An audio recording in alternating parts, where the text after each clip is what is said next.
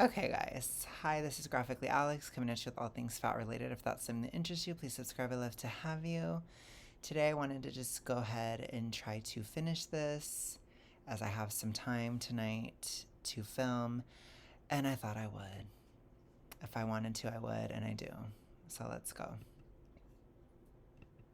Jealous of me. I couldn't understand why anyone would be jealous of me. And me being too nice ended with me putting up with a lot more BS than I really should have, only just because I didn't recognize it at the time, what was really going on. And I say this with girls, with guys, being too nice when you are someone who attracts a lot of attention, when you are a pretty girl, will only be to your detriment, because there is nothing worse than being someone who attracts a lot of attention, but also a lot of jealousy and hate for that attention, and being too nice, because those who are crueler, those who are bolder, those who are really jealous, they will see that. They will zero in on the fact that you're too nice, and they will take advantage of that.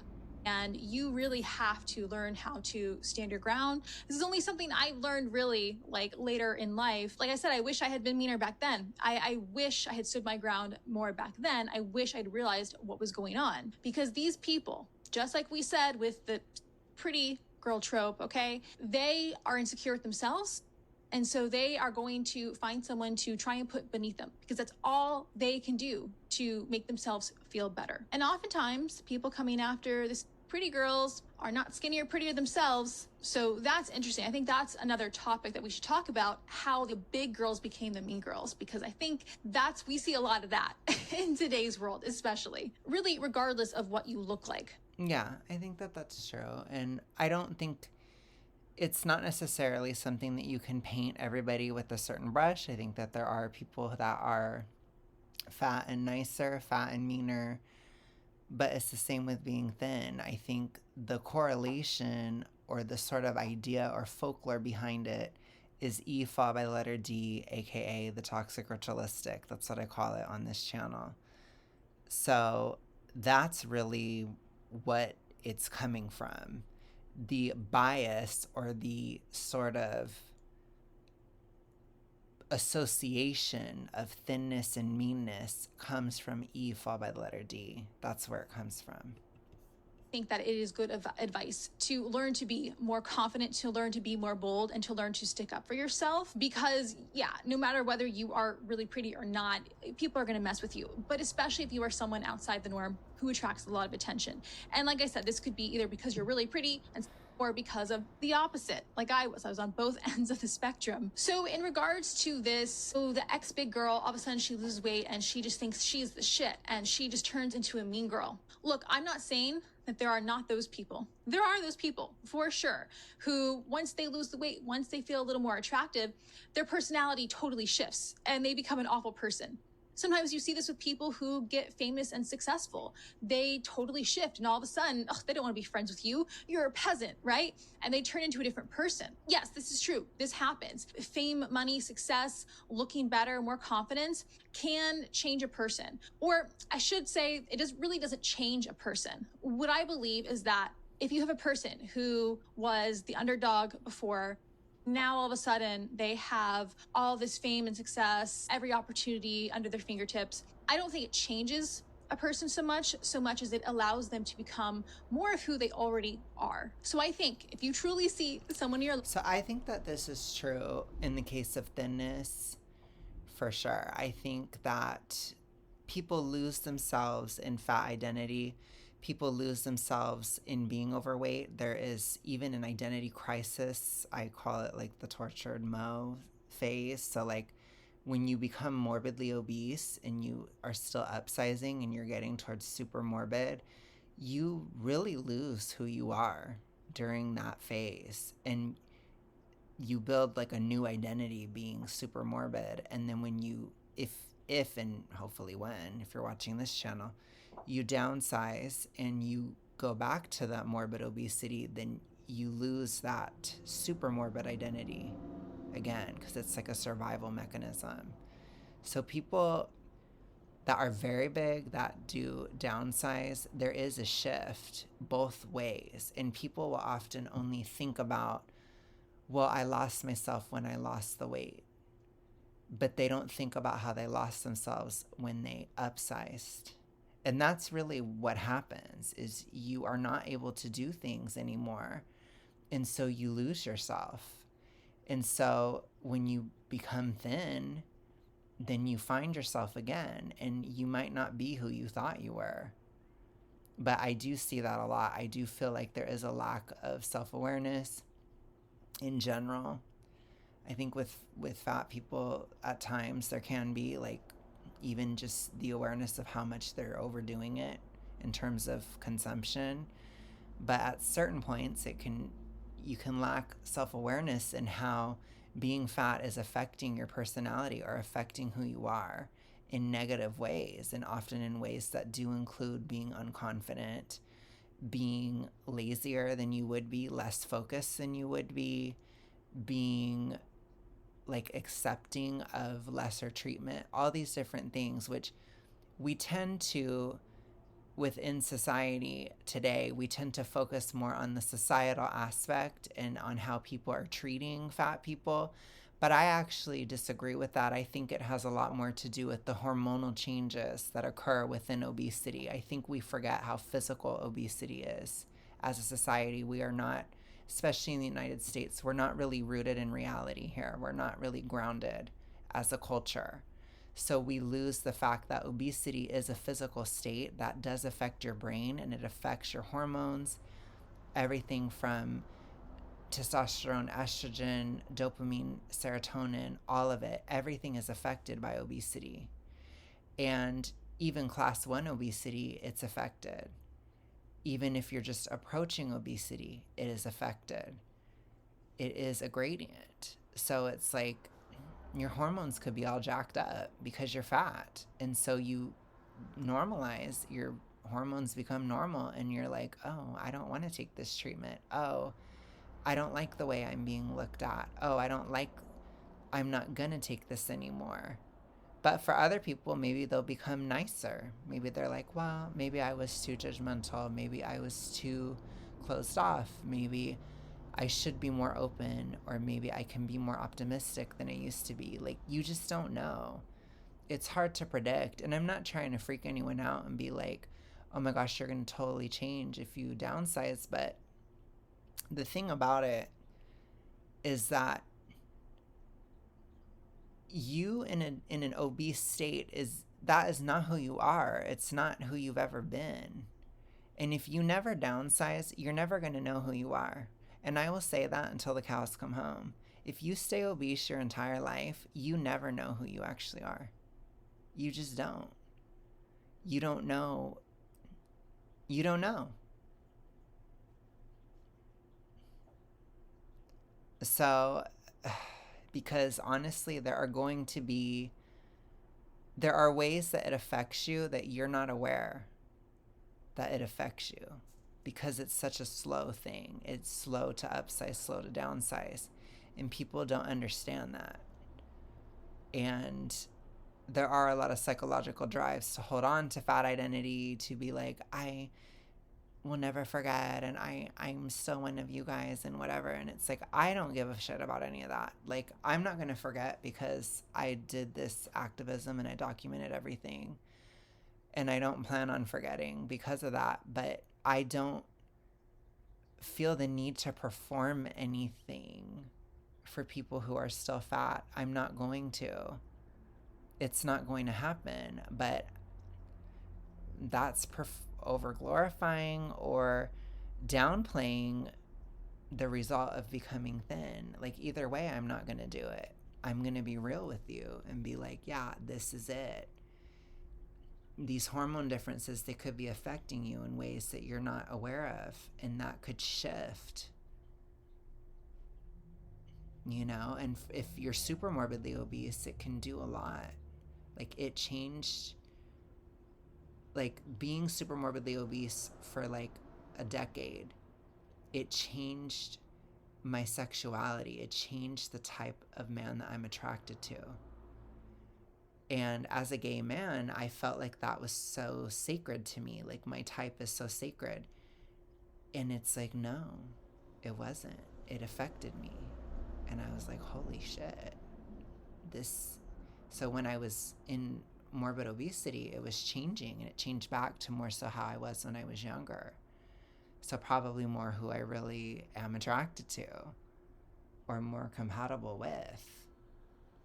And it was like, what the fuck? It was crazy. But it's like, that is one of many things. And even like visiting LA from a year ago to today, I am so different. And a lot of it is spiritual, but I'm sure a lot of it is hormonal, and a lot of it is physical fitness. I've done a lot of things on this trip. This trip has been challenging on a physical level. I hiked the Hollywood sign today. I went to Six Flags, right? It's very hot and dry, and like there's danger of heat stroke. And you're going uphill and you're doing all this stuff. You're walking for hours and hours, like at Six Flags, and doing all these rides. And there's just a, you know, in that hike, it was very tough in that heat. Somebody, me and my friend, me and her both saw that this guy, he had heat stroke in front of us, and they had to call like the paramedics because it was so hot.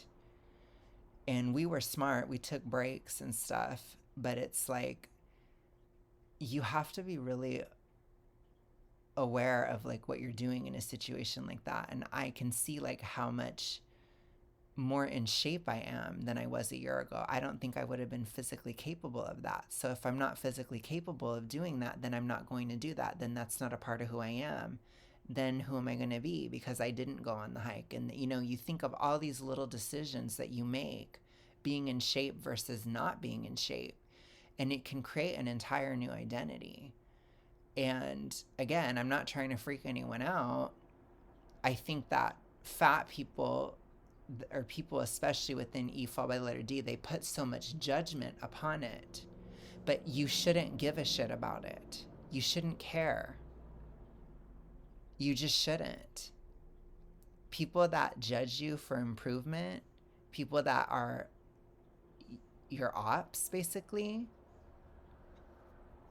you just shouldn't care. People that are caught, and I hate to say it, but there's really no other way to say it. People who are caught in a loser mindset, you don't owe them anything. If they want to be a loser, they can be a loser. You don't have to be one with them. And I just feel like people don't like it when you talk like that after losing, after downsizing. But that's the mindset it takes, especially to get in shape. You have to be strict. You can't be making excuses with yourself every day. I didn't continue and maintain and do all this within a vanity context because I sat there and made excuses and was lazy.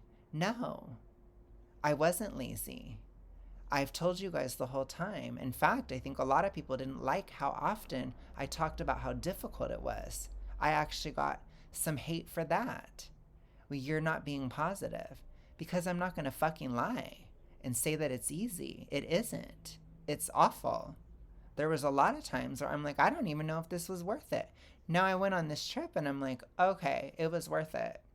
I am significantly in better shape than I used to be. And I'm like, oh wow, okay. Like, and I'm just kind of surprised. So it was worth it. But I agree with Whitney. I do think there can be jealousy, or there can be scrutiny, or you succeeded, but did you succeed enough? Did you succeed in the way that we wanted you to? Did you do it the way that I wanted you to do it? People get weird. And, you know, I dealt with this in the mid-size era. For any of my mid-size princesses, definitely work on those boundaries then, because it is at a peak at that point. The BS is at a peak.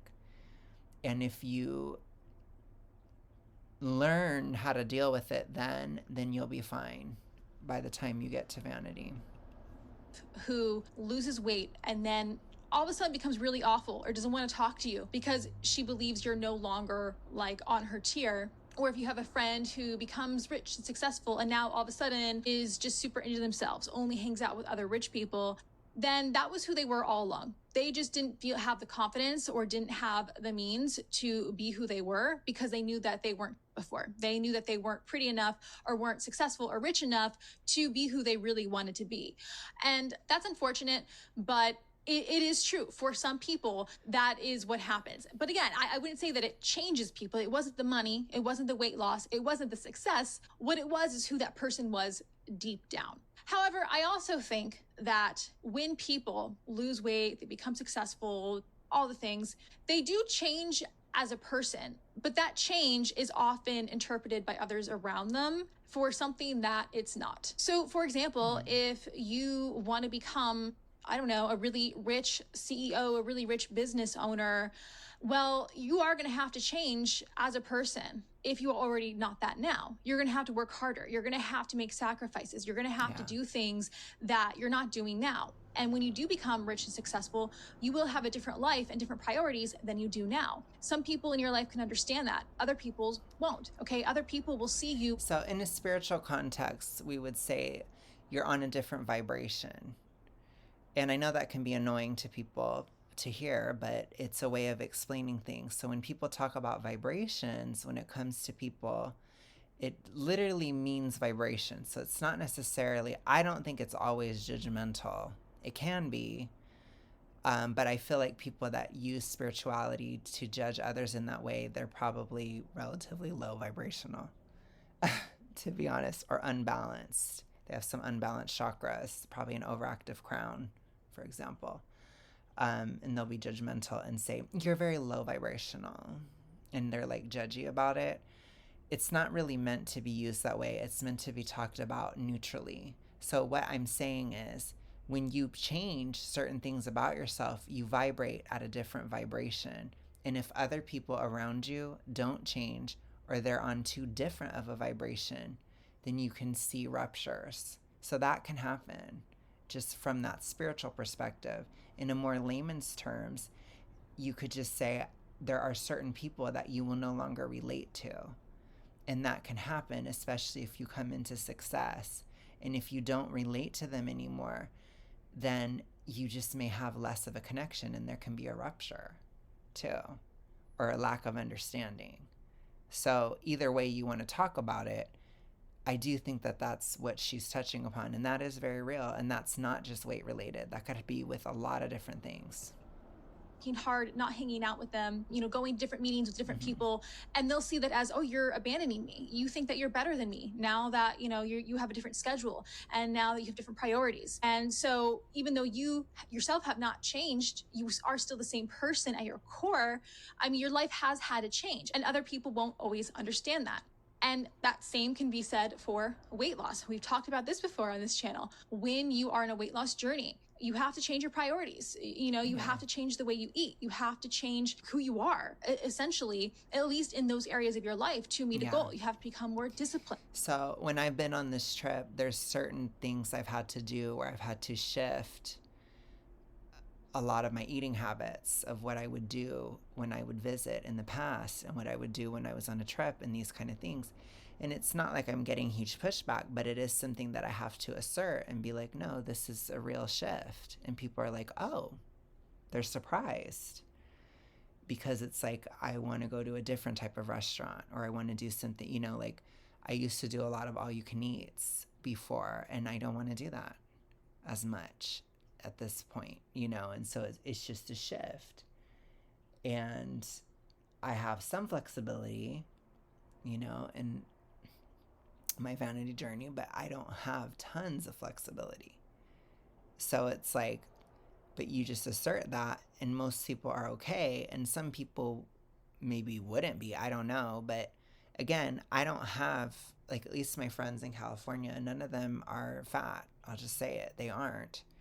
So they don't really care or have judgment or have anything to like say about that, really, other than maybe it just being a shift, like, oh, that's different, that kind of thing.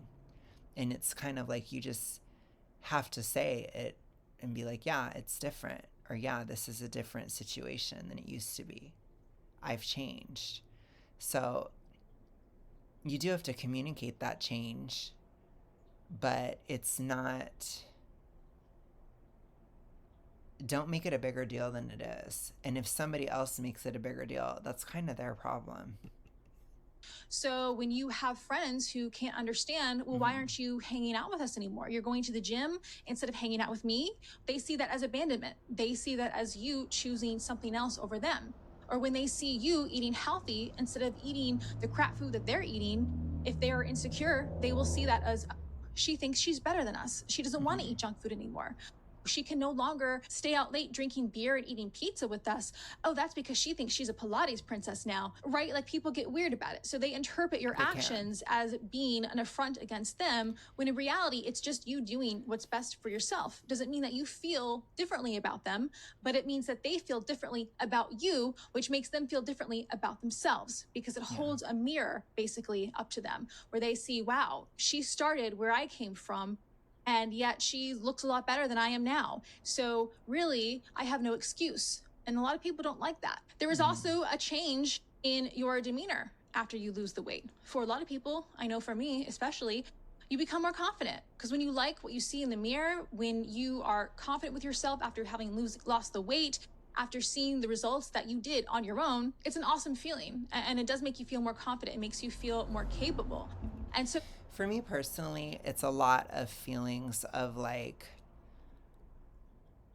the effects of a year of deep emotional discipline and what that created in me as a person and as somebody who's so feminine, who traditionally, or not traditionally, but typically in my life didn't have very much emotional control, or would often be sucked up in a whirlwind of emotion often, and be very reactive and very like all these different things. And it's not to say that I'm not still somewhat reactive, I am, but it's to say that there's a lot of times over the past year that in this vanity journey, I had to say no to my emotions. And that creates an emotional discipline. And it's something that can be useful to me, not just in a dieting context, but also in a context of like, okay, we're out doing something on the trip and something isn't going well. Well, I don't have to focus on what's going badly, or I can take what's not going well as a challenge and just continue forward on the trip and then keep enjoying what's good. That's emotional discipline. It's the same thing with, I'm going to have some of the peeps today, but I'm not going to have all of them. Or I'm going to have, for me, like I was going to have some of the dots, but I'm not going to have all of them. Or lately, I've been having Colin the Caterpillars from, they're British sheep, but they're from Target. And I'm like, I'm going to buy it, but I'm not going to eat it until I go to fly on the plane again. It's that kind of thing. Or like, I'm going to have it when it fits within my daily limit. Then I'll have it then. I don't have to have it right this second. And that's how you get that type of discipline where you can do that. And that's very advanced in recovery of binge. I think you have to be pretty far out of it. But I do think that's the goal, is having emotional discipline when it comes to stuff like this, you know? And just, I think for me, it's often about understanding that a limit has to exist. Even if things are going well in my life, even if I'm on vacation, even if I'm not struggling, even if I'm, looking better or whatever, I have to still have a limit. Even if things are okay, I have to still have a limit. I don't have resistance-based downsizing anymore. I don't have resistance-based maintenance. I don't feel that way. But that's something I cultivated. So you have to cultivate that too. But for me, of course, it changed my demeanor. Of course. Getting rid of my avoidance or no longer living that way, that completely changes my demeanor. Absolutely. It's life defining. So it's like, yeah, of course, I've changed. But I don't know. It's like, I don't care if it bothers people. I just don't. demeanor may change. You may stick up for yourself more. You may put more effort into your appearance. You can hold your head higher. Some people who are insecure and don't like this change in you, they'll see this change as, oh, she's arrogant. Oh, she thinks she's better than us. Now she just thinks she's more attractive than everyone else. Or if they were someone who used to talk down to you, whether in jest or were just always a jerk, and now I don't know why I keep wanting to talk about it from a spiritual perspective. I think it's because this trip is very spiritual for me. But there is definitely something within what Whitney's saying within a solar plexus self-esteem chakra, that level of ego. It's not acceptable in a lot of feminines, at least from our generation in our country. And so if you have that solar plexus intact, or if it's coming in and you feel self-possessed and you feel like you can work towards your goals and you know who you are and all these things, you're seen as full of yourself and, oh, she thinks she's better than everybody. And I completely reject that. But I always have. I told you, I've always had a stronger solar plexus in general as a feminine person. I've always had a very strong one. But I've always faced issues because of it, because it's not acceptable. But all I can tell you is you have to just say fuck it. I don't know. You have to not listen. I don't think you should listen to every single thing about the culture. It's not always good. And I think it's perfectly fine for a woman to have a better self-esteem. I think it's fine for a woman to know who she is, right? But that happens a lot in weight loss, because if you talk about it vibrationally or spiritually, it's downsizing is a very goal-oriented practice where you take steps every single day, and you often have to think logically about it every single day. Well, that is really strengthening to the solar plexus. It's very strengthening. So it can be very balancing for a lot of people, and it does increase self-esteem in many people for that purpose.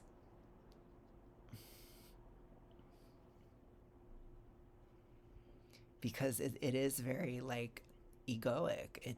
You're focused on your own goal, because it has to be your own goal. Otherwise you won't succeed.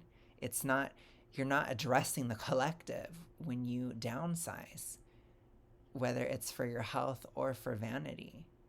And it's a different wavelength that a lot of people, they're not used to anymore. We overglorify the collective a lot in certain circles. Not every circle, obviously. There's a lot of hyper-individualism in the United States.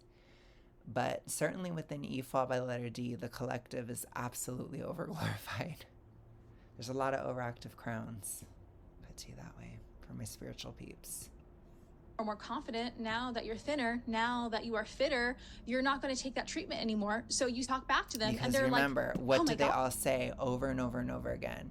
Society told me this. Society made me this way. Society did this. Society did that. Society is glorifying thinness. Society is doing this. Society is doing that.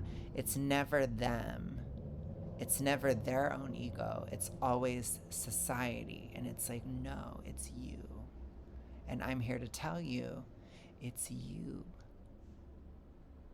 You're the one doing it. You're the one that hates your body. It's not society. There are certain things in society that I talk about. For example, obesity being enforced in the United States. That's a collective thing. It is. Absolutely, and that is very real. But there's a lot of reasons for that. Even if you want to talk about it on a crown level, we can. There's corporate interest in people being obese. There's big pharma interest in people being obese. There's probably government interest in people being obese. Those are all crown. I mean, if you want to talk about it that way, we can. There are powers that be and collective powers that want us to be bigger. And that's part of why it's this way, for sure.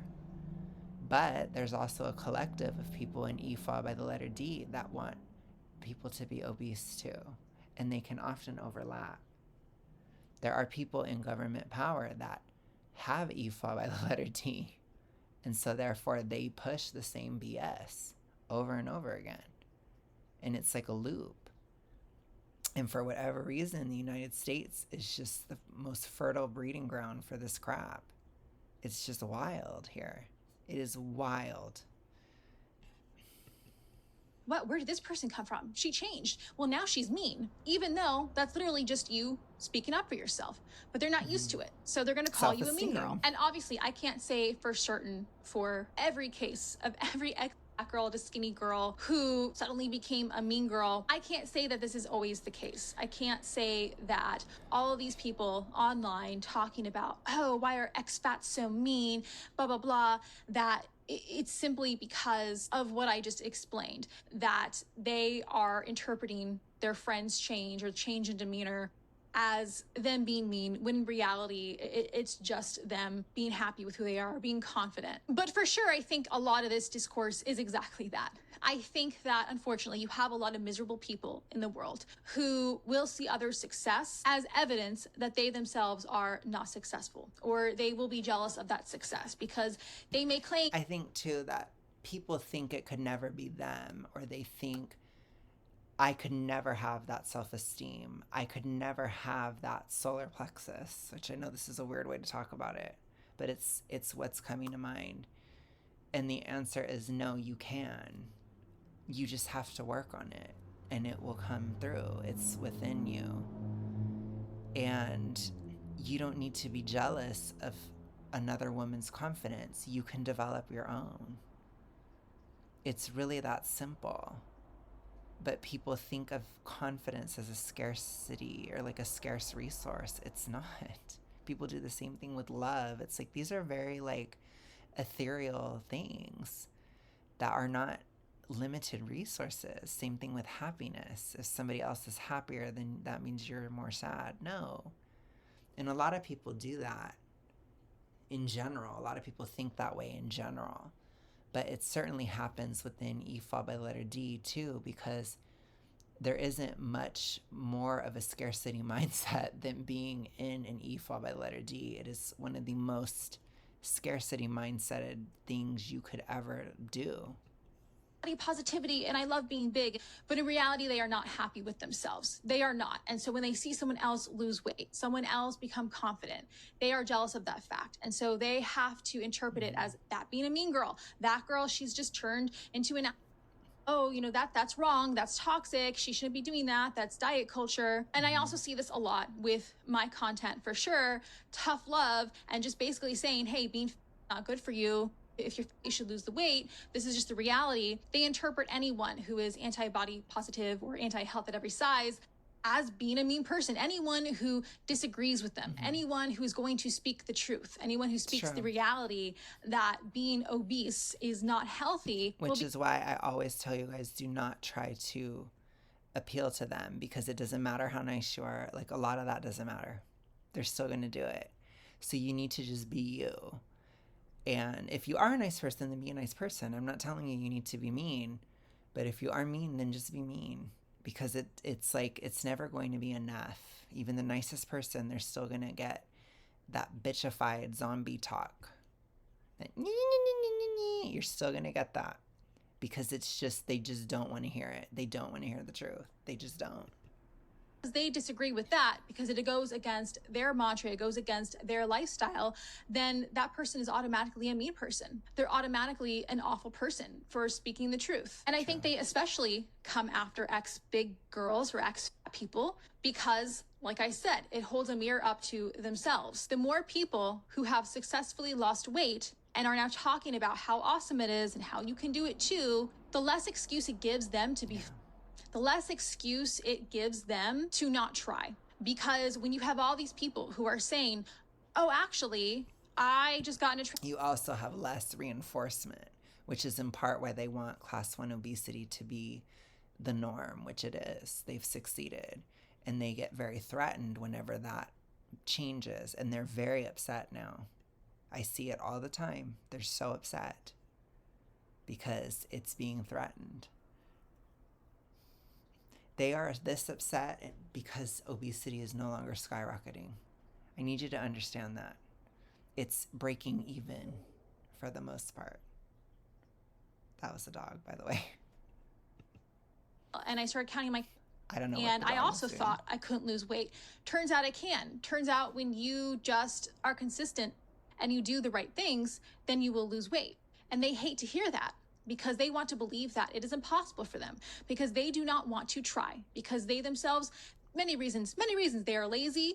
They are so deeply enmeshed in this lifestyle, in this health at every size lifestyle, that this threatens who they are, threatens their entire identity, or because they themselves believe that they can't do it. And so they want to stop other people from doing it, which is how they turn into the new era of mean girl, the big mean girl. And I hate to say it, as someone who formerly was a girl and was the bullied one and was entirely too nice and too sweet for my own good, I had many stereotypes put upon me simply for being. But now the reality is, at least when you look online, a lot of the people doing all the bullying now, the body positivity people, they've turned into the mean girls, which just goes to show it was never really about body positivity for them. Right. It was all about revenge. But what is a lesson that we can learn from today's It's all about control. I would say, to be more specific, it's EFA by the letter D, control, grasping for control within that mental illness. Well, number one, make sure your beliefs are not holding you back from being who you truly want to be. Or if you are having trouble losing weight, if you're having trouble being successful, if you're having trouble being who you want to be, maybe really examine your beliefs and see, like, okay, is it possible that I am subconsciously pushing away my own success? Because deep down, I believe that actually all people are pretty people. This can be true from definitely a vanity standpoint. I think when you're bigger than that, there's a lot of physical stuff. It's not usually as subconscious. It's more like physical. But within vanity, absolutely, it is subconscious. It's very psychological. Really mean, and I don't want to be mean? Or do you believe that all rich people are evil and you don't want to be evil? So maybe that is why you have not been successful yet in your business.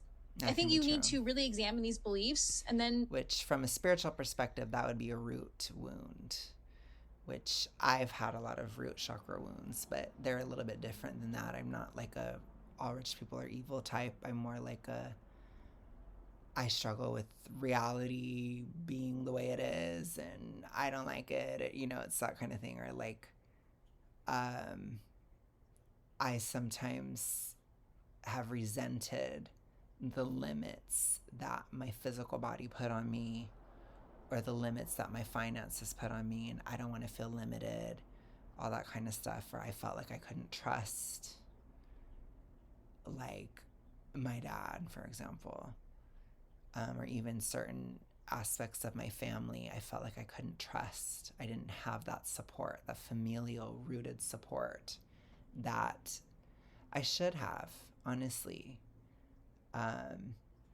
But I didn't, you know? So it's like, okay, well, that's root wounds, you know? It's like the people that were supposed to take care of didn't. So then what do? Well, you know, it's that kind of thing. But I'm sure that my root wounds are not all that uncommon, but it's very personal when it's root. But it's also money, so it can be money too. Like, I think there was a lot of times too when I feared having money because I feared that I would unalive myself with it, in terms of BINGE. And then there were times where I feared having money in recovery because I feared that it would cause relapse. But now I see that's not true. So now I don't have that, you see. So I think there's a lot of, I think it's good to balance yourself out regardless of where you're at and regardless of how these wounds show up. But again, like, my money was always a tool to BINGE. So therefore, like, money was bad for me for a while, you see? So it creates more of that divide. It's just weird. It's weird, but that's all like psychological stuff. And if you have those issues, I really suggest dealing with it. I really do. Absolutely.